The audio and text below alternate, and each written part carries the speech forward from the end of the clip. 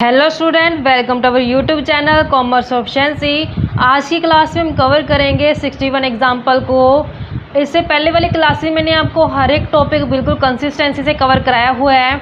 अगर अभी तक आपने मेरी लास्ट वीडियोस अटेंड नहीं की, कीजिए ताकि आपकी स्टडी में कंसिस्टेंसी बनी रहे। अगर अभी तक आपने मेरे चैनल कॉमर्स ऑप्शंसी को सब्सक्राइब नहीं किया, सब्सक्राइब कीजिए ताकि जब भी मैं न्यू वीडियोज़ अपलोड करूँ सबसे पहले नोटिफिकेशन आपके पास जाए, आप वीडियोस को सबसे पहले देखें और आपकी स्टडी बूस्टअप हो। स्टेटमेंट कवर करते हैं। स्टेटमेंट कहती है कि Saregama limited invited application for issuing 80,000 equity share. यहाँ पे 80,000 शेयर्स के लिए ऑफर किया गया पब्लिक को, 100 ईच है एट अ प्रीमियम 10 पर शेयर के हिसाब से। एप्लीकेशन के ऊपर 30 मंगवाए हैं, अलॉटमेंट के ऊपर 30 इंक्लूडिंग प्रीमियम 10 रुपीज़ जो ये प्रीमियम है वो इसमें शामिल किया गया है। फर्स्ट कॉल के ऊपर 30 और फाइनल के ऊपर बैलेंस मंगवाया गया, लेकिन जो एप्लीकेशन आ चुके हैं वो 120। 80 ऑफर किया गया, 120 एप्लीकेशन आ गई, तो यहाँ पे ओवर सब्सक्राइब हो चुका है।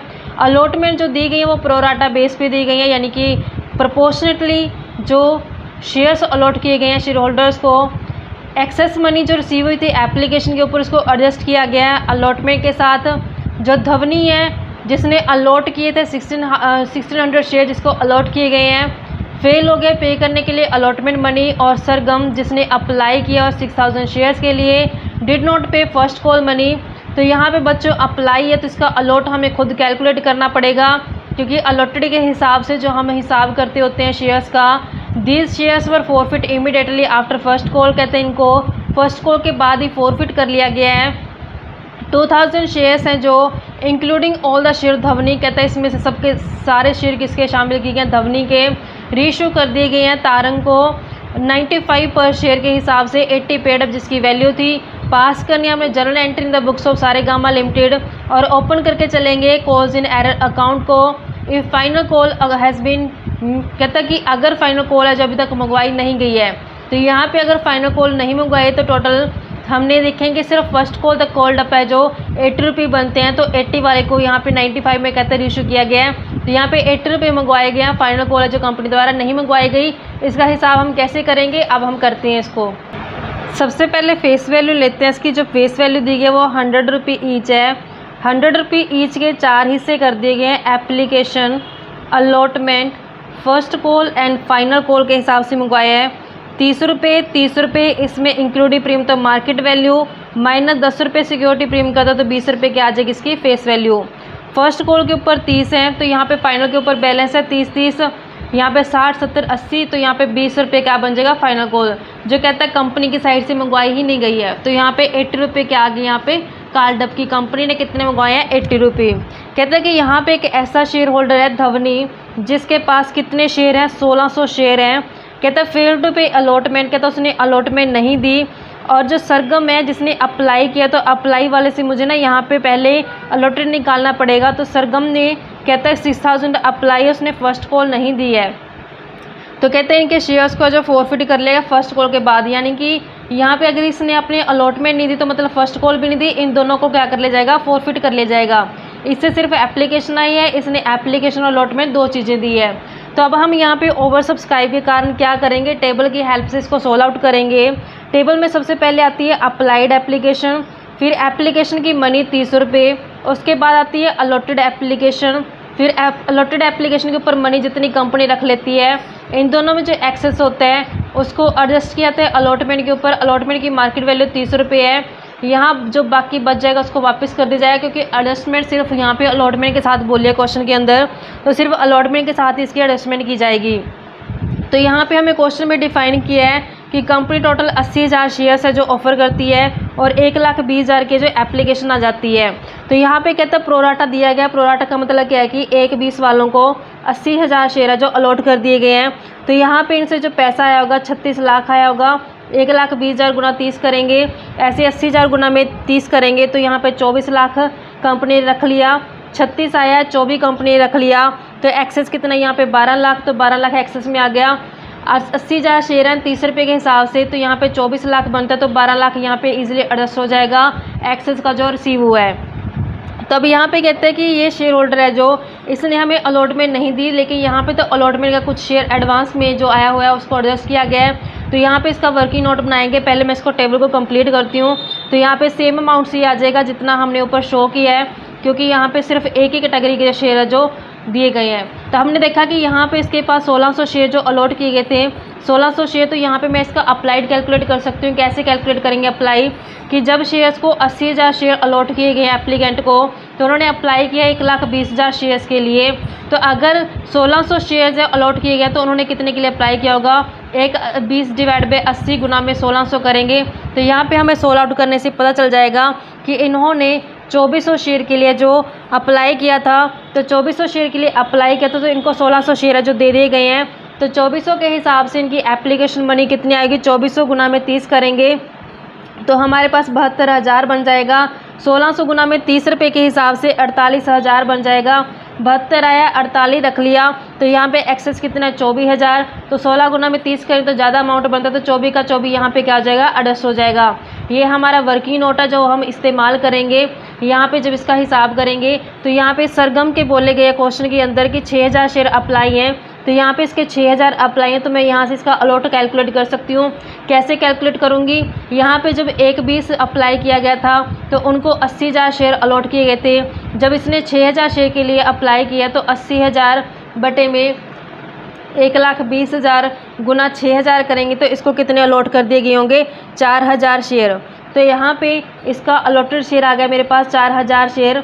यहाँ पे इसका पूरा कंप्लीट करने की ज़रूरत नहीं है क्योंकि इसकी अलॉटमेंट आई हुई है, तो मुझे सिर्फ यहाँ पे नंबर चाहिए थे, इस कारण से मैंने इसको 16 आउट किया है। तो यहाँ पे 4,000 शेयर अलॉटेड हैं, तो उसने अपने को कॉल नहीं दी। तो अब इसको जब फॉरफिट करेंगे उस टाइम पे इसका हिसाब करेंगे, क्योंकि इसकी अलॉटमेंट आ चुकी है, इसलिए मैंने इस तरीके से इसका वर्किंग नोट नहीं बनाया जैसे मैंने 1600 शेयर का बनाया है, क्योंकि अलॉटमेंट तो इसने दे दिया, सिर्फ फर्स्ट कॉल नहीं दी। तो फर्स्ट कॉल का यहाँ पे एडवांस वाला कुछ इशू था नहीं, इसका आंसर सिर्फ मुझे यहाँ पे 4000 नंबर है जो पता चल गया अलॉटेड शेयर। अब आती है टर्न एंट्रीज़ को रिकॉर्ड करने की। एंट्रीज़ को जब रिकॉर्ड किया था तो सबसे पहले आती है एप्लीकेशन मनी। एप्लीकेशन मनी में हमने देखा कि यहाँ पे टोटल 36 लाख रुपया जो आया हुआ है। तो एंट्री कैसे करते होते हैं, बैंक अकाउंट डेबिट होता है, 2 में शेयर किस चीज़ का पैसा आता है, ये एप्लीकेशन का, तो 2 में शेयर एप्लीकेशन के नाम से हम यहाँ पे दिखा देते हैं इसको। एप्लीकेशन का टोटल हमारे पास जो आया वो 36 लाख रुपए है, तो 36 लाख रुपए जो यहाँ पे रिकॉर्ड कर दिए जाएंगे। फिर इन्हीं शेयर एप्लीकेशन को नेक्स्ट क्या किया जाता है, शेयर एप्लीकेशन को डेबिट किया जाता है, एप्लीकेशन को यहाँ पे अकाउंट को डेबिट कर देंगे। 2 में शेयर कैपिटल जिनको शेयर से अलॉट कर दी गई है, जो एक्सेस अमाउंट थी वो एडजस्ट की गई शेयर अलॉटमेंट के साथ, तो 2 शेयर अलॉटमेंट के नाम से टोटल 36 लाख रुपये आया है। 36 लाख में हमने देखा कि जो कैपिटल बनाई गई है वो 24 लाख रुपये कैपिटल में ट्रांसफ़र कर दिए गए, तो बाकी 12 लाख कहाँ चले गए हैं, अलॉटमेंट में। उसके बाद ड्यू किया जाता है अलॉटमेंट को। तो अलॉटमेंट को जब ड्यू किया जाता है तो यहाँ पे अलॉटमेंट है जो प्रीमियम के ऊपर है, तो शेयर अलॉटमेंट डेबिट कर दिया जाएगा। 2 में शेयर कैपिटल के नाम से, 2 में सिक्योरिटी प्रीमियम, क्योंकि सिक्योरिटी प्रीमियम पे जो अलॉटमेंट मंगवाई गई है। 80,000 शेयर हैं और जो मार्केट वैल्यू बनती है वो 30 रुपये के हिसाब से, तो यहाँ पे 24 लाख बन जाएगा। ऐसे ही नेक्स्ट इसकी 80,000 शेयर्स हैं, जो फेस वैल्यू बनती है वो 20 रुपये, तो यहाँ पे 16 लाख बन जाएगा। ऐसे 80,000 शेयर हैं जो प्रीमियम का अमाउंट है वो 10 रुपये, तो यहाँ पे हमारे पास 8 लाख रुपये जो आ जाएंगे। लेकिन जो 24 लाख है ये टोटल हमें बैंक नहीं रिसीव होगा, क्योंकि इस 24 लाख में से 12 लाख तो ऑलरेडी रिसीव हो चुका है, तो 12 लाख तो माइनस कर देंगे। फिर ऐसे जो ये शेयर थे इन्होंने 1600 शेयर वालों ने अलॉटमेंट की मनी नहीं दिया, तो ये भी हम एडजस्ट करके चलेंगे। सबसे पहले मैं देखती हूँ कि 24 में से 12 नहीं मिले हैं। जो अलॉटमेंट के ड्यू किए गए हैं वो 24 लाख ड्यू किए गए हैं। ड्यू में से जो एडवांस आ चुके हैं, एडवांस जो ऑलरेडी 12 लाख आ चुके हैं, तो यहाँ पे 12 लाख है जो अलॉटमेंट के रहते हैं। ये तो सिंपल सभी शेयर होल्डर का हिसाब था। अब टर्न आती है इन शेयर होल्डर की जिन्होंने हमें अलॉटमेंट का पैसा नहीं दिया। 1600 शेयर हैं, मार्केट वैल्यू 30 रुपये के हिसाब से बनती है, तो 1600 गुना में 30 करेंगे इसका हिसाब। हम देखते हैं कि 1600 गुना में 30 रुपये के हिसाब से कितने बनते हैं, इनके 48,000 रुपये बनते हैं। लेकिन इसका भी एडवांस आया जो मैंने टेबल बनाया था, तो इस वर्किंग नोट में मैंने दिखाया था कि एडवांस इसका कितना आ चुका है अलॉटमेंट के अंदर। अलॉटमेंट के अंदर एडवांस 24,000 आ चुका है, तो ये दोबारा तो देगा नहीं, तो 24,000 इसमें से आ चुका है, तो अब कितना रहेगा 24,000। तो 24,000 क्या आ जाएगा, कॉज इन एरर, क्योंकि यहाँ पे स्पेसिफाई किया गया हमें कि हमने कॉज इन एरर अकाउंट का जो ओपन करके चलना है। तो जब हम इसकी एंट्री करेंगे तो कैसे करेंगे अलॉटमेंट की, तो यहाँ पे रिसीव होगा तो बैंक अकाउंट डेबिट कर दिया जाएगा। तो यहाँ पे कॉज इन एरर अकाउंट कहता है ओपन करना है, तो कॉज इन एरर अकाउंट को डेबिट कर दिया जाएगा। किस चीज़ का अमाउंट रिसीव होगा, ये शेयर अलॉटमेंट का। शेयर अलॉटमेंट के कितने आएंगे, 12 लाख आएंगे। उसमें से एरर कितने हो चुके हैं, 24,000 हो चुके हैं। 12 लाख माइनस में 24,000 करेंगे तो एग्जैक्ट कितना मिलेगा, 11,76,000 है जो अलॉटमेंट का पैसा मिलेगा कंपनी को। उसके बाद ड्यू किया था फर्स्ट कॉल को, तो फर्स्ट कॉल को जब ड्यू किएंगे एंट्री क्या आ जाएगी, फर्स्ट कॉल अकाउंट डेबिट हो जाएगा। और 2 में शेयर कैपिटल के नाम से, तो यहाँ पे हमारे पास जो नंबर ऑफ शेयर टोटल कितने हैं, 80,000 शेयर है। और जो कॉल है वो 30 रुपये के हिसाब से बनती है, तो यहाँ पे 24 लाख बन जाएगा, 24 लाख बन जाएगा। लेकिन यहाँ पे भी 2 शेयर होल्डर ने हमें कॉल नहीं दिया, तो उसके लिए calls in error account open करके चलेंगे। तो एंट्री कैसे करेंगे हम, बैंक अकाउंट डेबिट हो जाएगा और कॉल्स इन एरर अकाउंट को डेबिट कर देंगे। एरर को डेबिट करेंगे। 2 में किस चीज़ का अमाउंट रिसीव होगा, ये हमें शेयर फर्स्ट कॉल का, तो 2 में share first call account. Total कितना ड्यू किया गया, 24 लाख। तो यहाँ पे 2 शेयर होल्डर ने दिया नहीं है, 1600 शेयर ने और 4000 शेयर ने, दोनों ने हमने देखा कि फ़र्स्ट कॉल कट लगाई हुई है, यानी इन्होंने फ़र्स्ट कॉल दोनों ने नहीं दी। या तो 1600 गुना 30 करके 4000 गुना 30 करके ऐड कर दो, या फिर 1600 प्लस 4000 गुना 30 करके दिखा दो, तो आंसर के ऊपर कोई इफेक्ट नहीं पड़ने वाला। अगर सेपरेट करके दिखाते हो तब भी कोई प्रॉब्लम नहीं है, अगर अलग करके दिखाते हो तब भी कोई प्रॉब्लम नहीं है। अगर मैं अलग करके दिखाती हूँ तो कैसे करूँगी, धवन का 1600 गुना में 30 रुपये के हिसाब से। तो यहाँ पे मैं धवन का दिखाती हूँ, 1600 उसके शेयर हैं 30 रुपये के हिसाब से।